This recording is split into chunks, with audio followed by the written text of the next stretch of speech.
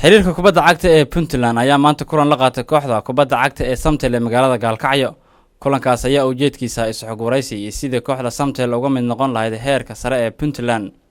Kooxda Samtel ayaa ka mid ah kooxaha Serie A ee gobolka Mudug, waxayna kooxdani wadaa tartan sidii uga mid noqon lahayd kooxaha ugu sarreeya Puntland. Tani intii uu sheecay xiriirka kubadda cagta ee Puntland inay bilaabayso isdiiwaangelinta kooxaha heerka sare ee Puntland ayaa naadiyada gobolka Mudug iyo kuwa Puntland ay wadaan dardargelinta sidii uga mid noqon lahaayeen kooxaha heerka sare ee Puntland.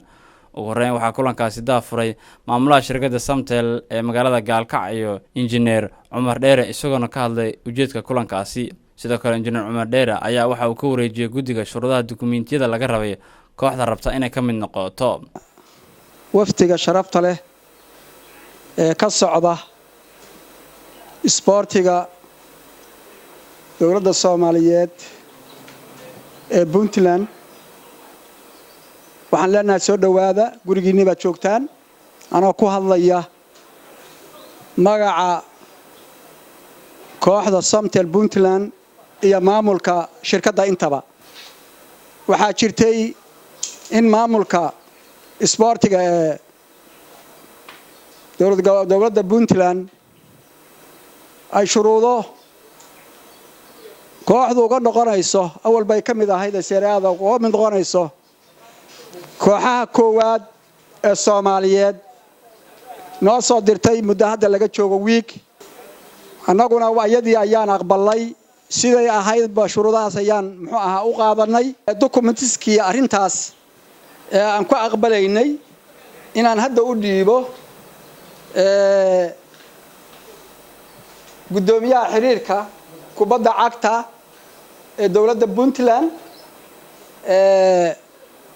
Master Cabdishakuur Allaale. gudoomiyaha kooxda kubadda cagta ee Samtel Cabdiqaadir ayaa isna halkaasi ka hadlay isagoo ka warbaaxay heerarka kala duwan ee ay soo martay kooxda Samtel. waxqabadkii kooxda intii ugu badneed waa la ii sheegay ragii ka soo qayb qaatay oo intaas ay waqtiga ku soo lumiyay ilaa ay waqti dheer 2001dii ilaa iyo hadda maanta oo ay tahay 2016kii ragii ka soo qayb qaatay ama u soo dhabar adeegay diyaarkan oo ah wali inay magaranaysaa shaqadoodii hufneed iyo nidaamkii magaranaysaa kooxda ay ku soo maamulayeen inay hore u wadaan taageerana la garab taagan. Injineer Cumar Dheere ilaa iyo muddo 6 sanadood hadaysan ka badneen wuxuuna la garab taagnaa dhiirigelin hufnaan shaqadiisa asagoo u diyaarsan in kooxda iyo dhalinyaradii magaranaysaa ay wax noqoto. waxaan u mahadcelinayaa shirkadda Samtel. ugu dambeyn munaasabadaas waxaa soo gabagabay gudoomiyaha xiriirka kubadda cagta ee Puntland Cabdishakuur Allaale ayaa waxa ka warbaaxay ujeedka xiriirka kubadda cagta ee Puntland u yimid gobolka Mudug. halkan waxaan u nimid shaqo waajib nagu ahayd inaanu nimaano gobolka Mudug oo aanu kala ogaanayno naadiyada ka qayb qaadan kara heerka koowaad ee Soomaaliya. waxaanu jecelnahay in aanu aad ugu xuuraano aan u kuurgalno naadiyada awoodda u leh in ay ka qayb qaataan heerka koowaad ee Puntland ama Soomaaliya. halkan shaqadaasi waxaanu gabagabeyn doonaa biri wixii ka dambeeyay ilaa ay saadaman waxaanu u kicitimi doonaa hadii rabbiidno gobolka Bari oo shaqadan aan gobolka Mudug ka qabanay mid la mid ah ayaan waxaanu jecelnahay inaanu ka qabanno gobolka Bari.